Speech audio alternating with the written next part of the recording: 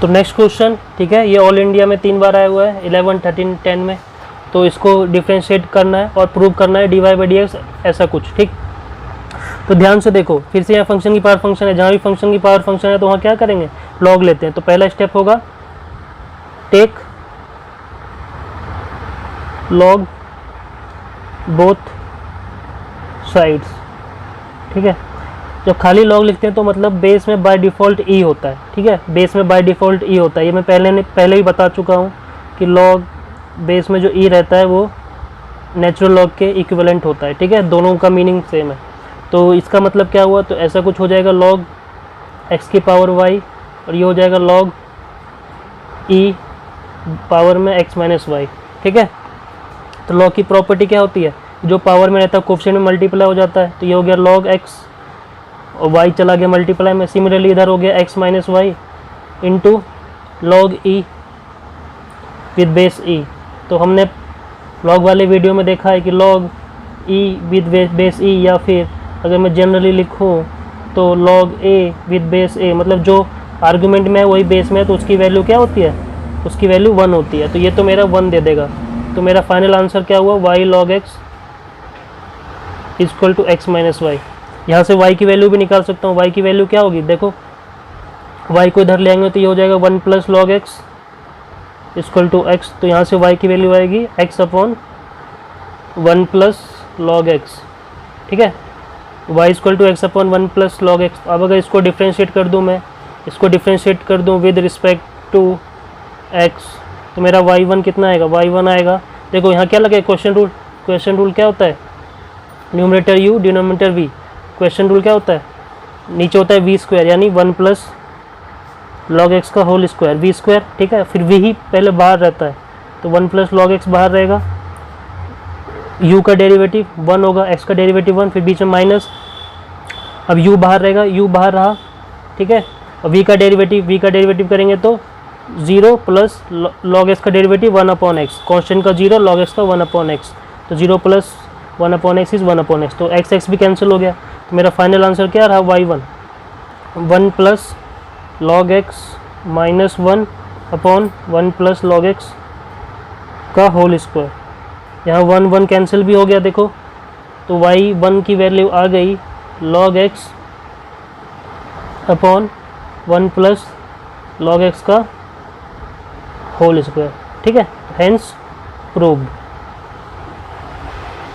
तो next question है, if y equal to cos inverse bracket में 3x plus 4 under root 1 minus x square upon 5 then find y1, ठीक है, find y1, first derivative find करना है। ये अलग टाइप का क्वेश्चन है, ठीक है, इस टाइप का अभी तक नहीं सीखे हम, देखो इसको कैसे करते हैं। हाँ, लेकिन ये चीज़ सीख चुके हैं कि जब भी ऐसा कुछ दिखे तो वहाँ सब्स्टिट्यूशन होता है। सब्स्टिट्यूशन क्या होता है कि जब भी रूट में 1 माइनस एक्स स्क्वायर हो, या तो मैं कॉस थीटा पुट कर सकता हूँ या तो साइन थीटा पुट कर सकता हूँ। तो यहाँ पे चलो साइन थीटा पुट करते हैं, तो साइन थीटा पुट करेंगे, एक्स की वैल्यू साइन थीटा, तो वाई कितना हो जाएगा, y इक्वल टू हो जाएगा कॉस इनवर्स ब्रैकेट में 3 sine theta plus 4 under root 1 minus sine square theta. तो 1 माइनस साइन स्क्वायर थीटा क्या हो जाएगा, कॉस स्क्वायर, और रूट है तो कॉस थीटा अपॉन 5, ठीक है। तो ऐसा कुछ दिखेगा, तो y की वैल्यू क्या हो जाएगी, कॉस इनवर्स, इसको अगर थोड़ा ब्रेक करेंगे तो ऐसा दिखेगा 3/5 sign theta plus 4/5 cos theta. देखो बाहर कॉस इनवर्स है, अंदर कुछ ऐसा करो कि अंदर भी कॉस का कुछ फॉर्म बन जाए ताकि कॉस और कॉस इनवर्स कैंसिल हो, ठीक है। और बाहर साइन इनवर्स होता तो मैं साइन का फॉर्म बनाता, बाहर फिलहाल कॉस इनवर्स है तो कॉस का फॉर्म बना। तो ध्यान से देखो, अगर मैं इसको लेट कर लूँ, इसको अगर मैं लेट कर लूँ क्या, कॉस अल्फ़ा, इसको अगर मैं लेट कर लेता हूँ कॉस अल्फ़ा, कि let cos alpha equal to 4/5, ठीक है, या 4/5 इक्वल टू कॉस अल्फ़ा, तो ऑटोमेटिकली साइन अल्फ़ा क्या होगा मेरा, under root 1 minus cos square alpha होता है, ठीक है। इसको सॉल्व करोगे तो ऑटोमेटिकली क्या आएगा, 3/5 आएगा, यानी कि ये वैल्यू मेरी ऑटोमेटिकली क्या हो जाएगी, साइन अल्फ़ा, ठीक है, ये वैल्यू ऑटोमेटिकली साइन अल्फ़ा हो जाएगी। ध्यान से देखो, 1 माइनस 16/25 करेंगे तो ये 9/25 आएगा, जो कि 3/5 होता है, ठीक है। तो ऐसा कुछ आएगा, तो y की वैल्यू क्या हो जाएगी, कॉस इनवर्स 3/5 है साइन अल्फ़ा, तो ये हो गया sine alpha sine theta plus cos alpha cos theta. ध्यान से देखोगे तो सेम सेम जब भी रहता है तो कॉस का फॉर्मूला बनता है, ठीक है। तो ये बन गया फॉर्मूला किसका, कॉस का, कॉस थीटा माइनस अल्फा, ठीक है। Cos A minus B, cos A minus B का फॉर्मूला क्या होता है, cos A cos B plus sign A sine B. तो कॉस ए माइनस बी का फॉर्मूला बन गया। तो यहाँ से वाई की वैल्यू क्या आएगी, कॉस और कॉस इनवर्स कैंसिल, बचा थीटा माइनस अल्फा। थीटा की वैल्यू है, यहाँ से थीटा की वैल्यू क्या आएगी, दिस इम्प्लाइज दैट थीटा की वैल्यू साइन इनवर्स एक्स, ठीक है। थीटा की वैल्यू साइन इनवर्स एक्स, तो ये हो गया sine inverse x minus sine inverse x minus alpha. तो अब इसको करेंगे डिफ्रेंशिएट, जब इसको करेंगे डिफ्रेंशिएट तो y का derivative y1 sine inverse x का 1/√1 माइनस एक्स स्क्वायर, ठीक है। अल्फा का 0 तो -0। तो ये मेरा फाइनल आंसर हुआ, ओके। तो नेक्स्ट क्वेश्चन है, if y equal to cot inverse √1 plus sine x plus √1 minus sine x upon √1 plus sine x minus √1 minus sine x, ठीक है। फर्स्ट डेरिवेटिव फाइंड करना है, तो चलो इसको फाइंड करते हैं। ध्यान से देखो, जब भी कहीं पे 1 प्लस साइन एक्स लिखा हो, ठीक है, जब भी कहीं पे 1 प्लस साइन एक्स लिखा हो तो उसको क्या लिख सकते हैं, 1 को लिख सकते हैं cos square plus sine square. तो ये हो जाएगा cos square x/2 plus sine square x/2, ठीक है।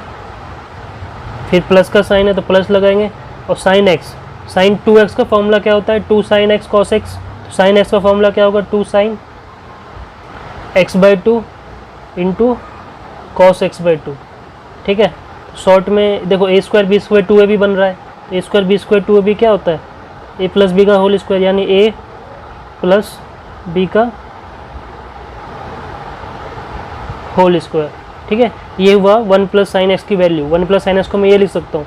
सिमिलरली 1 माइनस साइन एक्स को क्या लिख सकता हूँ, 1 माइनस साइन एक्स को लिखूँगा a स्क्वायर बी स्क्वायर। अब यहाँ पे माइनस है तो ये माइनस का 2ab आ जाएगा, ठीक है। माइनस का 2 साइन x/2 कॉस x/2 आ जाएगा। तो यहाँ क्या चेंज आएगा, ये हो जाएगा cos x/2 minus sine x/2 का होल स्क्वायर, ठीक है। ये हुआ √1 plus sign 1 plus sine x की वैल्यू और 1 माइनस साइन एक्स की वैल्यू, लेकिन यहाँ रूट है, वहाँ रूट है। तो देखो रूट ऑफ एक्स स्क्वायर क्या होता है, रूट ऑफ एक्स स्क्वायर क्या होता है, mod x. Root of x square क्या होता है, मॉड एक्स। तो यहाँ पे देखो, इस पे जब मैं रूट लगाऊंगा तो इस पूरे पे रूट लग जाएगा, इस पूरे पे रूट लग जाएगा, तो रूट ऑफ एक्स स्क्वायर। तो ये वैल्यू अगर मैं इसका रूट लेना है तो मेरे को क्या देगा, मॉड ऑफ दिस। तो ध्यान से देखो, यहाँ पे क्या लिखूँगा मैं, y की वैल्यू कॉट इनवर्स, ठीक है, y की वैल्यू कॉट इनवर्स, ये आएगा mod 1 plus mod cos x/2 plus sine x/2, ठीक है। Mod cos x/2 plus sine x/2 plus mod cos x/2 minus sine x/2, ठीक है, divided by mod cos x/2 plus sine x/2 minus mod cos x/2 minus sine x/2, ठीक है। अब ध्यान से देखो, x की वैल्यू क्या दिया, 0 से π/2। 0 से π/2 मतलब फर्स्ट क्वाड्रेंट। फर्स्ट क्वाड्रेंट में तो ऑल ट्रिग्नोमेट्रिक फंक्शंस पॉजिटिव रहता है, ठीक है। तो उसमें सिंपल आप मॉड को हटा दो, मॉड को अगर हटा दोगे तो सिंपल कितना हो जाएगा, cos x plus sine x plus cos x minus sine x. देखो cos x कैंसिल हो जाएगा, ठीक है। चलो एक लाइन और लिख देता हूँ मैं, cos x/2 plus sine x/2 plus cos x/2 minus sine x/2। Simple बस मॉड को हटा दो। ऐसा कब करेंगे, जब फर्स्ट क्वाड्रेंट में होगा। और x की वैल्यू 0 से π/2 मतलब क्या हुआ, फर्स्ट क्वाड्रेंट, ठीक है, first quadrant divided by. Similarly अब यहाँ पे कितना हो जाएगा, cos x/2 plus sine x/2 minus cos x/2, बाहर माइनस है तो साइन चेंज हो जाएगा, ये हो जाएगा साइन x/2, ठीक है। मोड हटा के सिंपल ब्रैकेट की तरह आप इसको सॉल्व कर सकते हो, ठीक है। तो y की वैल्यू क्या हो गई, कॉट इनवर्स, देखो sine x/2 cancel, cos x/2 cancel, तो बचा क्या, 2 cos x/2 divided by 2 sign x/2, ठीक है। 2 कैंसिल, तो ये हो गया कॉट इनवर्स कॉट x/2, ठीक है। ये दोनों भी कैंसिल, तो y की वैल्यू क्या आ गई, y की वैल्यू आ गई x/2। अब अगर मैं इसको डिफ्रेंशिएट कर दूँ y1, तो y1 कितना आएगा मेरा 1/2। ठीक है, तो इस क्वेश्चन का आंसर क्या आएगा 1/2।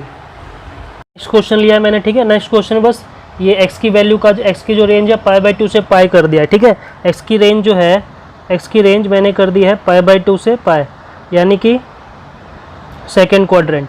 π/2 से पाई यानी सेकेंड क्वाड्रेंट, 90 से 180 के बीच यानी सेकेंड क्वाड्रेंट। अगर मेरा x मेरा π/2 से पाई है तो x/2 की रेंज क्या होगी, x/2 की रेंज क्या है, अगर 2 से डिवाइड कर दो तो ये होगा π/4 से π/2। ठीक है, π/4 से π/2 यानी ये 45 डिग्री से 90 डिग्री के बीच। ठीक, अब देखो 45 से 9 के बीच में साइन, 45 से 90 के बीच में साइन बड़ा होता है कि कॉस बड़ा होता है, साइन x/2 बड़ा होगा कि कॉस x/2 बड़ा होगा, ऑब्वियस ही बात है साइन x/2 बड़ा होगा, क्योंकि कॉस की वैल्यू घटती जाती है। ठीक है, कॉस एक डिक्रीजिंग फंक्शन होता है, कॉस डिक्रीजिंग फंक्शन होता है, साइन इंक्रीजिंग फंक्शन होता है। ठीक है, साइन की वैल्यू बढ़ती जाती है, साइन इंक्रीजिंग फंक्शन होता है। π/4 पे दोनों की वैल्यू इक्वल होती है, π/4 पे दोनों की वैल्यू इक्वल होती है। ठीक, 45 पे साइन कॉस दोनों इक्वल होता है, 45 के बाद साइन की वैल्यू ग्रेटर होती है कॉस से। ठीक है, और 45 से पहले कॉस की वैल्यू ग्रेटर होती है साइन से। तो देखो x/2 मेरा, x/2 की रेंज कहाँ से कहाँ तक आ रही है, 45 से 90 तक। तो 45 से 90 में मेरा साइन की वैल्यू बड़ी होती है, कॉस की वैल्यू नेगेटिव होती है। ठीक है, और कॉस की वैल्यू छोटी होती है साइन की कंपैरिजन में। तो इस x की रेंज से यहाँ पे फ़र्क क्या पड़ेगा, जो ये मॉड मेरा पॉजिटिव में खुलता था, मॉड मेरा पॉजिटिव में खुलता था, मैंने पीछे मॉडुलस वाले वीडियो में सिखाया है कि ये तो मॉड के बराबर होता है। ठीक, √(x²) मॉड के बराबर होता है, इसलिए मैंने मॉड लगा दिया यहाँ पे, क्योंकि ये √ इसका होल स्क्वायर आ रहा था, √ इसका होल स्क्वायर आ रहा था, तो मॉड लगा दिया। अब जो मॉड x होता है, मॉड x होता है, ये x पॉजिटिव में खुलता है कब, जब x की वैल्यू 0 से बड़ी है, और नेगेटिव इसके बाहर माइनस का साइन कब आता है, जब x की वैल्यू लेस देन 0 है। क्यों, जब x की वैल्यू लेस देन 0 लेंगे, नेगेटिव नंबर लेंगे, तो नेगेटिव x ऑलरेडी नेगेटिव है, उसका नेगेटिव से मल्टीप्लाई करेंगे तब जाके ये पॉजिटिव नंबर होगा। ठीक है, तो मॉड को अगर हटाना है तो मॉड का काम क्या होता है, हमेशा पॉजिटिव। तो अगर x की वैल्यू अगर मैं पॉजिटिव लूँगा तो ये हमेशा पॉजिटिव होगा, लेकिन x की वैल्यू का नेगेटिव लूँगा तो मेरे को माइनस लगाना पड़ेगा। तो सेम ये वही चीज़ यहाँ पे एप्लीकेबल है। ठीक है, 45 से 90 के बीच में साइन की वैल्यू ग्रेटर होती है, यानी कि ये चीज़ मेरे को नेगेटिव देगा, ये वैल्यू मेरे को नेगेटिव देगी, तो मेरे को इसको पॉजिटिव बनाना है, क्योंकि मॉड हटाना है। ठीक है, मॉड हटाऊंगा तभी सॉल्व होगा, मॉड हटाऊंगा तो यहाँ बाहर क्या माइनस का साइन लग जाएगा, तो यहाँ पे क्या हो जाएगा, y की वैल्यू हो जाएगी cot इनवर्स, ये तो एज इट इज है क्योंकि यहाँ तो बीच में प्लस है, यहाँ तो कुछ दिक्कत नहीं है। ठीक है, यहाँ सिंपल आप मॉड हटा सकते हो, क्योंकि ये वैल्यू तो पॉजिटिव ही रहेगा, ठीक, क्योंकि ऐड हो रहा है, यहाँ सब्ट्रैक्ट हो रहा है। ठीक, यहाँ पे सब्ट्रैक्ट हो रहा है, तो ये वैल्यू ग्रेटर है, 45 से 90 के बीच में साइन x/2 की वैल्यू ग्रेटर है, तो नेगेटिव नंबर देगा, तो बाहर माइनस हो जाएगा। बाहर जब माइनस होगा तो अंदर सबका साइन चेंज कर देगा, तो ये हो जाएगा cos x/2 plus sine x/2। ठीक है, सिमिलरली नीचे यहाँ तो कोई दिक्कत नहीं, क्योंकि ऐड हो रहा है यहाँ दोनों।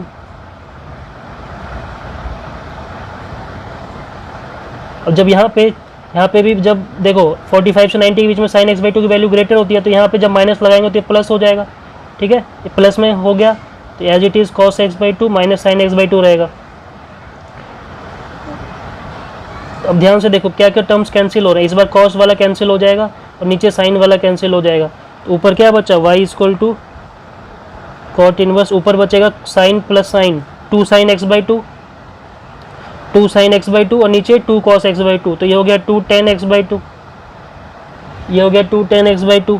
ठीक है, नीचे भी 2 होगा तो 2 कैंसिल हो जाएगा। ठीक है, 2 cos 2 sin 2 कैंसिल, तो 2 कैंसिल हो गया। ठीक है, तो बाहर cot है अंदर tan है, तो बाहर cot है अंदर tan है, तो tan को cot बना लो, तो लिख दो cot 90 minus theta, cot 90 minus theta लिख देंगे, तो अब cot और cot इनवर्स कैंसिल हो जाएगा, y की वैल्यू आ जाएगी मेरी π/2 माइनस x/2। ठीक है, जब x की रेंज 0 से π/2 थी तो वहाँ पे खाली x/2 आ रहा था, लेकिन यहाँ पे आ रहा है π/2 माइनस x/2। ठीक है, अब अगर मैं इसको डिफ्रेंशिएट कर दूँ तो मेरा y1 कितना आएगा, y1 की वैल्यू आएगी माइनस का 1/2 आंसर। ठीक है, y1 की वैल्यू कितनी आएगी, डेरिवेटिव -1/2, क्योंकि इसका 0 इसका 1/2, तो माइनस का 1/2 आंसर है। ठीक है।